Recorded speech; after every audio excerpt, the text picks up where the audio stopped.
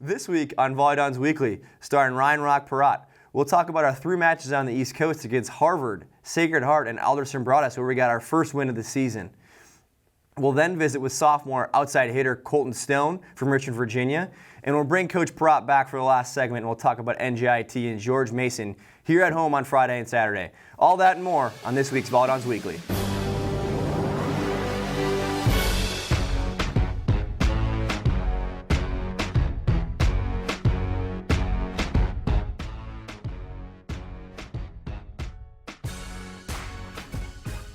Welcome to VolleyDons Weekly, starring head coach Ryan Perrotte. First, a big thank you to our sponsors, Elko, Active Ankle, ASICS, Glumberg Dodge, and the Hyatt Place. I'm your host, JW Kieckhefer, and we're sitting here with head coach Ryan Perrotte for this is the 3rd week we've done the show now, right? The 3rd week? It is. And we finally got our first win under the belt. Let's talk about that a little bit. Our match against Alderson Broaddus on Sunday night, a couple of days ago now at this point. Sunday afternoon. Sunday afternoon, you're right, it was 3 p.m. I know right? you haven't slept much. I've been working for 14 straight days. We recruited, we've done all this stuff. You raced through the door here just before showtime and took off your cape. You thought a phone booth was around here or something like that. It was brutal. I wish I was Superman. That'd be nice if I was Superman. Wouldn't it be? Yeah, it would be nice. Alderson Broaddus, yeah, it was a very nice match. Got to play everybody, so I was happy about that. Some good numbers offensively for us. Sadly, the same trend continues. Lack of defense, lack of blocking. I thought our serving was actually a lot better too. But they're a new team, a young team. I shouldn't say a new team. They were an NAI school for quite a long time, and now they're a Division II institution in West Virginia, Philippi, West Virginia. And for all you Trivial Pursuit players, Philippi, West Virginia, Alderson Broaddus. West Virginia. And so they have a young program, and they're trying to get started, and I think they could do some really nice things in the future. Yeah, I think they could as well, and like you said, second-year program, so it was good to get a nice win off them and get our first win of the season, so it was good to go out there. Talk a little bit about the first match of the weekend, Harvard. We went out to Boston on a really, really long bus ride, so talk a little about that. I love going out to Harvard. I know the women's coach out there. When I first went to the AVCA convention in Sacramento way back when, it was probably 2007, 2008 when Coach Ball received his AVCA Coach of the Year award. I became really good friends with the staff there at Harvard. Harvard's men's program has come a long way. Their coach, Brian Bays, has done an unbelievable job getting in top quality recruits, and their style of play is very tenacious. And I thought we competed really, really well against them. I really did. Two sets against them. 2 sets. We won the 3rd set. We had opportunities in the 2nd. Couldn't convert, kind of faded away a little bit in the 4th. But I thought we competed really well. Sadly, unforced errors shot us in the foot again to build any kind of momentum. But I really, truly liked the way that we competed against a team that runs a quicker offense than we do. Plays unbelievable backcourt defense, so you got to maybe use a 2nd or 3rd ball situation to put them away. And I thought we scrapped really hard, especially in the 2nd and 3rd sets when our backs were against the wall. Yeah, I think it was nice to see, we call them deuce sets. We finally won one of those in the 3rd set. We finally won a set that's decided by 2 points. We had been really struggling with this young volleyball team to kind of find our identity late in sets, to know who's our go-to hitter, who do we want to set late, who's going to make that dig or that kill to finally win a set for us in those situations, and it was really good to see that in that 3rd set. But see, my question to you would become, how many times or how long will you continue to use the term young? Because my thing is, now that we're 7, 8 matches, 9 matches into the season, I don't think young should translate onto the volleyball court. You can be inexperienced, but everything that has happened in terms of our losses or the way that we've played has been habitual. They've been repeated. And part of that is youth, but I think it's inexperience.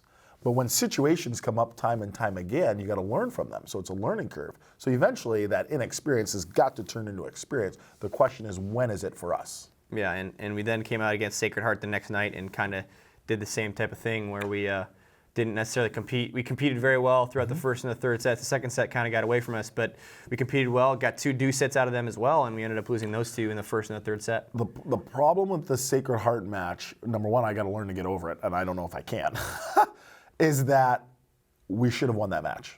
Yeah, I agree. We flat out should have won that match. We lose the 1st set, okay, didn't play particularly well. But in the second and third sets, we literally dictated play, which is pretty amazing for a and we out-hit them in young the second and third volleyball sets team, as well. as you would call them. And we did. We hit 409, I believe, the second set. They hit 400, however, the second set. And so we dictated play. We played very well. We had the leads, 3 points throughout the course of both sets. And then something funny happened once we got close to the finish line. And I say this all the time on my broadcasts, is that when you see the finish line, it's very difficult to get across from it. Yeah. And that's what happened to us. We saw the finish line, we're at 22-18 or 22-19, and then we tightened up and we stopped making the plays that got us the lead. We stopped serving aggressively. We couldn't handle the ball. We couldn't get the quality set that we needed or the swing that we needed. And credit to Sacred Heart, they ended up making those particular plays. But we got to get over the hump, and that's a match we should have won, and that haunts me still to this very day. Yeah, and I think I looked at the stats and I said, I can't believe we out-hit them in 2 sets and still lost those 2 sets. There are a bunch of things that I really couldn't believe looking at the stats from that program. And then the other thing that I thought was astonishing is they blocked 3 balls that entire match in the box sheet at least. Maybe it's a little bit wrong. Maybe they blocked 4 or 5. But the box sheet had said 3, and 2 of them were for set points. In the first and the third set, they blocked us, both of those points. So they only had 1 block in the entire rest of the time that we played volleyball, but they brought 2 at big crunch time moments, and maybe that's part of our swings, but that's where we haven't been able to step up yet, is to make a play like that late in sets, and where they did late in those 2 sets make a play. And numbers never lie, and numbers are very, very important, but sometimes they don't tell the whole story. And I mean, the perfect example of that is what Russell Westbrook is doing in the NBA. 20 some odd triple doubles. Disgusting. It's like Oscar Robertson in 62-63. I mean, he's putting up numbers that are ridiculous. Should be the MVP of the NBA. Yeah. But his team isn't the best team in the NBA. Yeah. And yet you got the superstar doing it. It's one-faceted. And so the same thing in regards to this.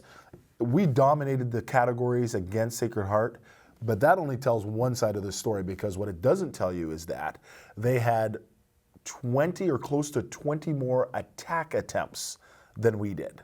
And they converted on more of those percentages. So there's just some things that numbers don't always perceive. And again, we controlled ourselves and the match. And then when it got to the very end, we did not control ourselves and did not control the match, and they ended up taking advantage. Yeah, I think that's been a big key for us this season, is our inability to convert transition points when we need to.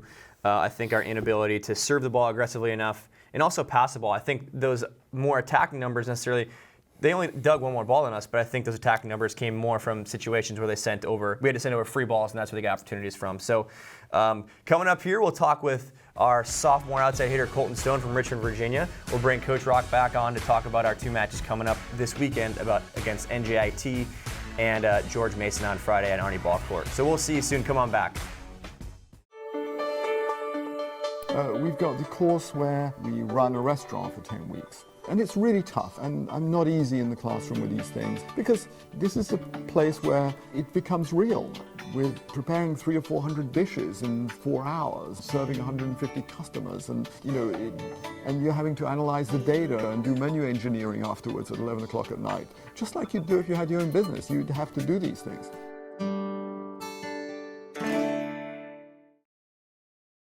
Welcome back, everybody, to VolleyDons Weekly. This week's guest is sophomore outside hitter and right side hitter Colton Stone from Richmond, Virginia, a business marketing and management major. We talked a little bit about that beforehand.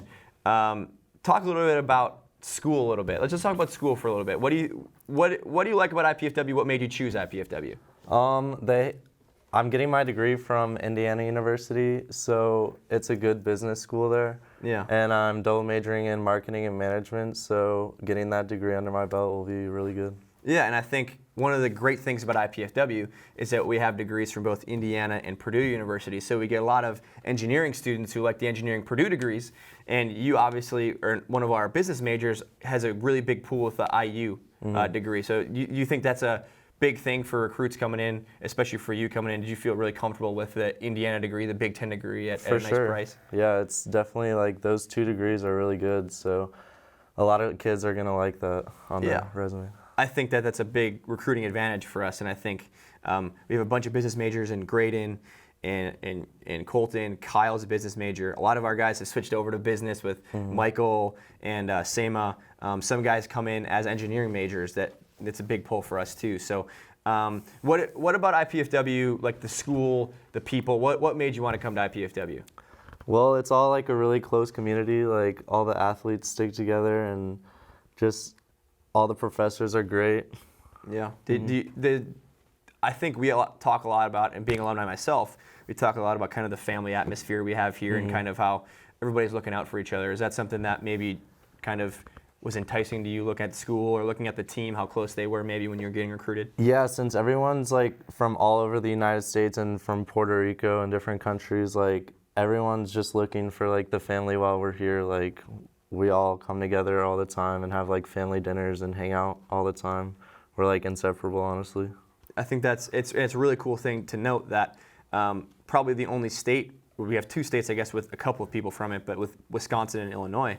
But we don't have a whole ton of states outside of those 2 where there's more than 2 people there. We have 2 people from Fort Wayne and Max and Tony, but we're kind of a smattering of people throughout everywhere else. Do you think that's kind of a unique experience? Do you think that's something that's kind of made you a better person, having to listen to different cultures and different accents and stuff like that? Yeah, it's really unique. Like seeing everyone from Puerto Rico and Austria last year and California, like it just brings a wide variety to the team.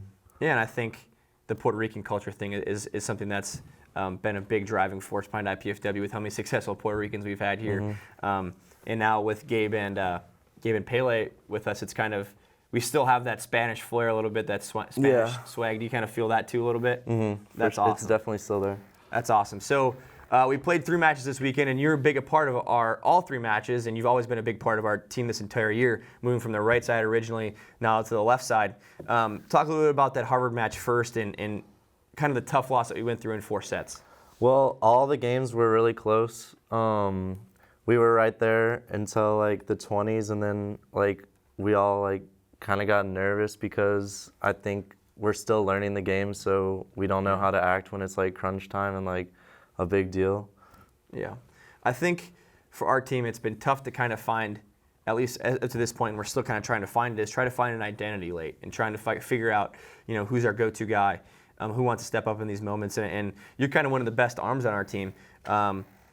Talk about kind of some of the maybe pressures that you feel going back there to kind of produce. Do you feel like there's a lot of pressure on you to do it, or do you kind of feel like you try to thrive in it and try to step up to the challenge? I've been trying to thrive in it. I definitely feel the pressures in some games, but mostly I'm just trying to thrive in it. Yeah, I think Coach Rock talks about like pressure is a privilege, and I think that's one of the coolest quotes I've heard in a while. He didn't necessarily use that a whole ton while he was an assistant coach when I was playing here, but I think that's a really cool quote in that. Yeah, it's definitely a privilege. Yeah, like people who don't play at this high level don't necessarily get that feeling, and it's something that as a coach, I wish I could step up to now. As a coach, I just get to watch you guys do it. So it's really cool to kind of have you guys go through those moments and try to figure it out. Talk about the Sacred Heart match a little bit. And you struggled a little bit in that match, but you came back into the 3rd set and you did a couple good things for us. Talk about the kind of resiliency for our team to kind of go through the losing streak, but also kind of keep playing hard through those matches. And we're in almost every match we play and every set we play. We just can't find a way to get over the hump. Yeah, we're playing really hard in every match that we play. I don't know, those sets just got away from us late again. We just have to find a way to bounce on them when it's crunch time. Yeah, and I think you from the service line has been a big key for us throughout the season. Do you like serving? Is it something that you kind of thrive? It looks like you thrive back there and you have a lot of fun doing it. Is it something that you love doing? Yeah, I love serving because it's one thing that I can control just like by myself. It's like my own toss, and then everything's just by me. I don't have to rely on anyone else for it. Yeah. So, how awesome did it feel with that Alderson brought us win? We finally got over the hump. We got the monkey off our back. We came out, we competed well, and we got the win there. How did that feel, I think? Felt great, and now it's about to help us with our winning streak now. Yeah, it's about staying with it, right? Yep. And, do you think we're going to take some confidence from that match? Do you think that we're going to be able to build up on that and some of the good things we did on that match? Definitely. Hopefully we can bring what we did at NJIT to George Mason and NJIT. Yeah. Do you think that along with that, do you think like winning is contagious, that we get a taste of it once? You think that we can kind of step up to the challenge again and know what that feeling is? And we actually had to win a deuce set against Alderson Broaddus in that first set. Do you think that was a big thing for us? Yeah, I don't think we've won many first sets in the game, so winning that first set really helped us in the second to just build our confidence, I feel like. Yeah, it's funny you said that, and I'm pretty sure I remember reading when I read the recap from GoMastodons.com about that. I think that was the first set that we won. Yeah. Literally, I think that was the first set that we won, and it was good to get it out of the way there because that's a team that we should have beaten, and I'm glad that we stepped up to the challenge there and we found a way to put it away, even with some different people playing who necessarily hadn't been starting the entire year. Yeah. What are you looking forward to this weekend? Well, I've had a lot of history with George Mason. They're like 2 hours away from my house, so like we had a couple club tournaments there. Yeah. So I think like that team is the team that I want to beat the most this year. I'm really excited to play them. I know like most of the kids on that team, so I'm really excited to play them. That's awesome, and I know it's always a revenge type match. You beat them in 3 sets last year at back home by your house in Fairfax, so hopefully we can do that again this weekend. All right, coming up next, we'll visit with head coach Ryan "The Rock" Perrotte, and we'll talk about those 2 matches against Mason and NJIT. See you soon. Students at IPFW have the advantage over a larger university in that we are very engaged with them. We know them. We have relatively small class sizes, and we really know our students well. And we know their capabilities. We can challenge them. And I just love the environment and the atmosphere here. I just love interacting with students, and I like the intellectual stimulation of teaching and research. Welcome back to VolleyDons Weekly. Joining me now is head coach Ryan "Rock" Perrotte. He wanted to mention that at the end of the episode I said it was Ryan "The Rock" Perrotte, and he said that's wrong, and I apologize, and I wanted to apologize with him here, standing here. That's Ryan "Rock" Perrotte. Really quick, thank you to the rest of our sponsors, IAB Bank, Indiana Physical Therapy, Molten, O&E, and Pizza Hut. So, Ryan "Rock" Perrotte, I apologize for getting your name wrong earlier. I know you might get sued by The Rock if I don't properly say your name. He and I are buddies. That's why I can't call it, because he's The Rock. I'm Rock.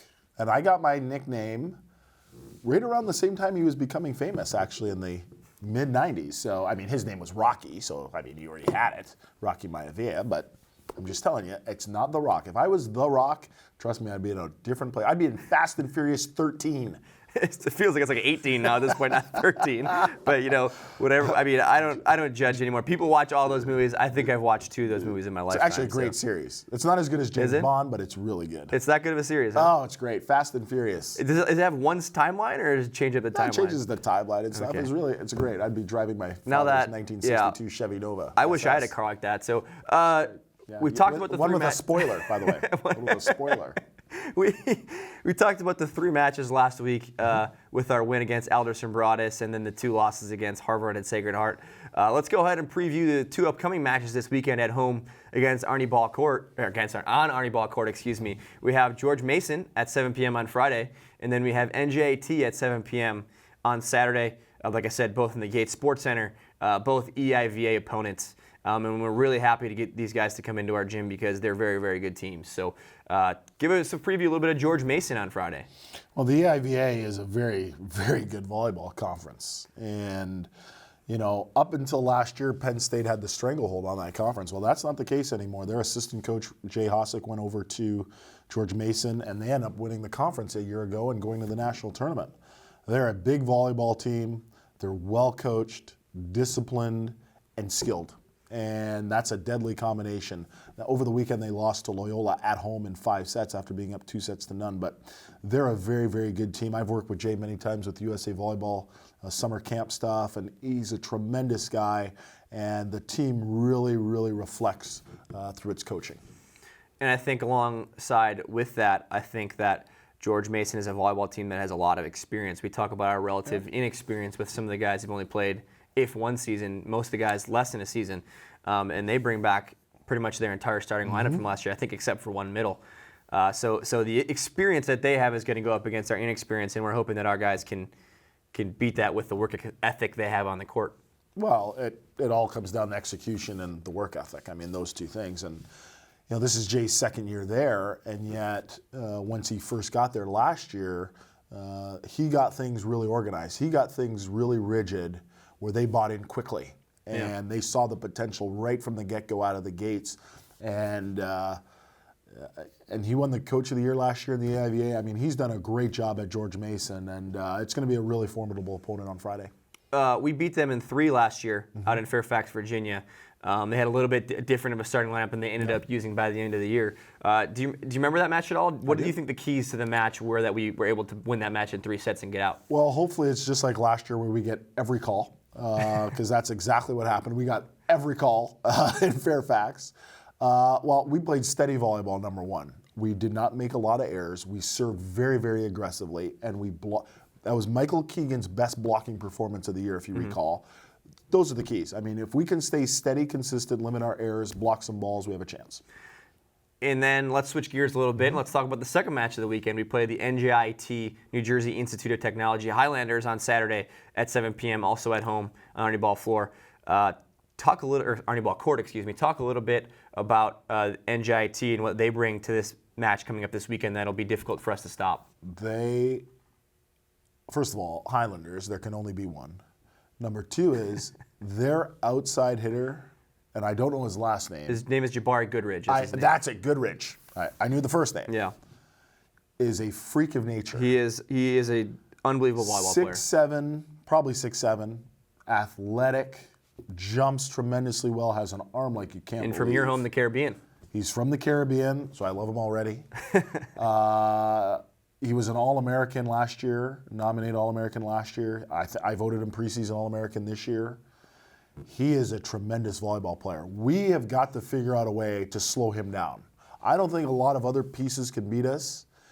Number one, we got to handle the balls. It's always come down to serving and pat, but we got to figure out a way to contain him. The Jordan rules have to come into effect, because if he goes off for 35 kills, we have no chance. Yeah. We have just no chance because he instigates everybody else's play. But if we can slow him down a little bit where other teammates go, maybe I have to do something, then we have a chance against that team. But they're a very talented team, coached by A brother of one of our alumni. brother of one of our alumni, Danny Goncalves. His brother Kevin played here. So they're going to be a very formidable opponent again on Saturday. It's a tough non-conference season we have. Yeah, and they talk about that NJIT team. We beat them in 5 sets out on the East Coast last year in New Jersey. And I think it was literally the Jordan rules that had to apply. We went in there not knowing exactly what Goodridge was going to bring. We knew he was a good player, but we didn't necessarily know how good he really was. He tore us up in those first 2 sets, and we finally found a way to slow him down, contain him, and try to let the other parts of that team beat us. And they played us at a very, very tight 5-set match, and we found a way to squeak it out in the 5th set. Chuck Daly, the best NBA basketball coach there ever was, because he instigated the Jordan rules. And that's what you have to do. You got to work him both offensively and defensively. And we won in 5 there, and we were lucky to escape. Yeah, I agree. At NJIT, and they got experience. This year, they didn't lose many guys from a year ago. Again, this young individual, Good coach in Danny Goncalves. very good coach, athletic on the pins, where we've kind of struggled defensively to stop. So these are 2 big volleyball matches to get us, hopefully, and continue to keep us in the right direction after the win against Alderson Broaddus. But it's our last 2 non-conference matches of the season. And then off we go into conference play. So hopefully we can play well to get some momentum going there. And I'm assuming we're going to want everybody to come out in force, as we didn't see a massive crowd against St. Francis and Penn State. But I'm sure we'll get more and more as the season progresses. And if we can get a couple more wins under our belt, hopefully the community can come out and really support our push here into conference that starts up in a couple weeks. And with Ohio State, of all teams, the best team in the Ohio nation. State. So, Coach Rock, thank you very much again. It was just a fantastic show. I enjoy this thoroughly. You just the things you say just make me smile. You should see how many takes it takes you to say that. That's a story. Thank you again to Colton Stone, sophomore, right side hitter from from Richmond, Virginia, excuse me. And thank you to Coach Perrotte for being here. I'm your host, JW Kieckhefer. Thank you all for joining us, and we'll see you next week on VolleyDons Weekly. As Coach Rock used to say, get your serves in. Got a new tagline.